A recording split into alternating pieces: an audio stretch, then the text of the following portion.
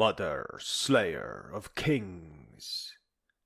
The Arthurian Verse from the Saxon Chronicle, written in the old tongue.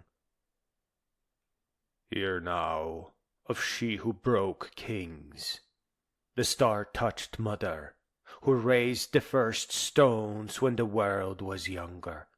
4,000 winters past, when dragons wore crowns, and tyrants made slaves of the star-counting daughters.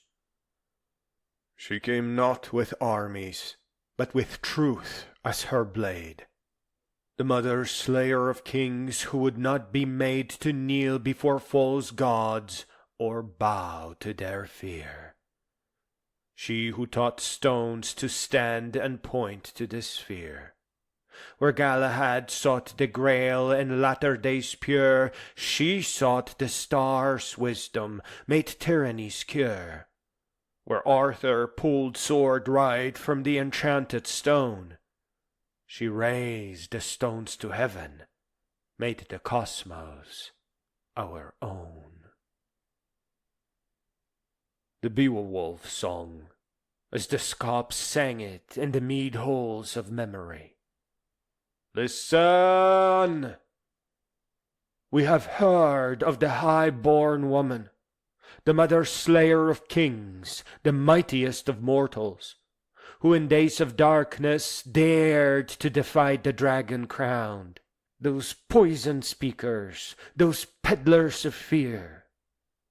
Born was she for battle, but also for star wisdom, a healer and a dreamer who held in her heart the hunger for heaven's high mathematics, the measuring of mysteries that move in the night.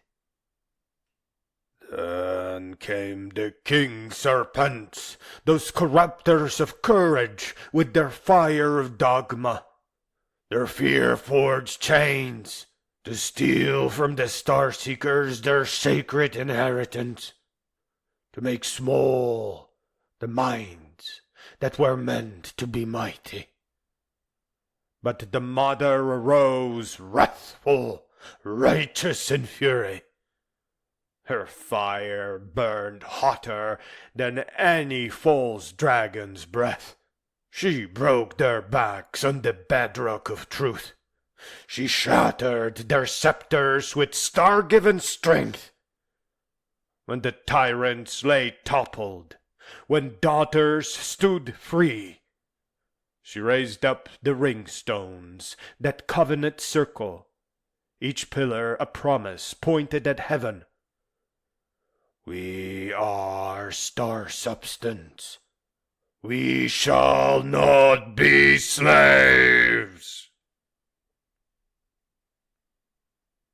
No gold hall she built, but a greater memorial, a temple to truth that would teach all who came that gods are but ghosts that the fearful have fashioned, while stars can be studied, their movements made known.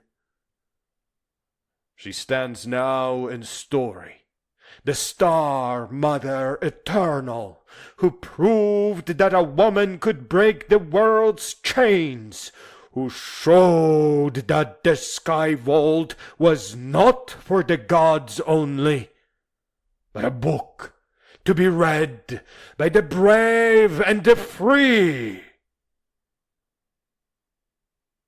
The runestone fragment, carved in the oldest script, found beneath the hailstone. These are the words of the breaker of crowns, the mother who saved the first world from its madness.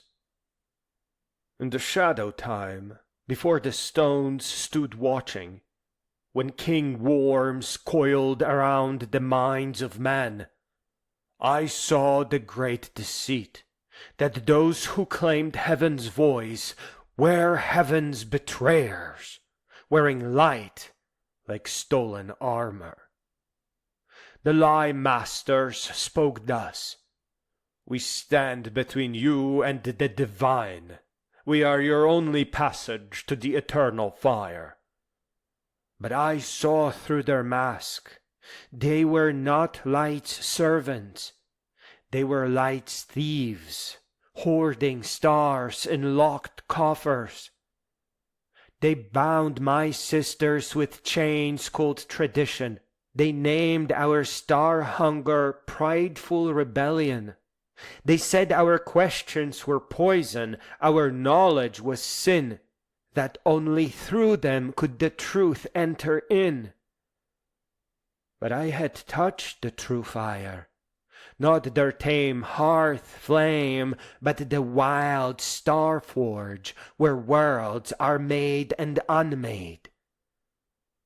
I knew their greatest trick, to make us think that our prison guards were our liberators. So I broke them. I showed my people that the heavens' wheels turning could be predicted without king or priest.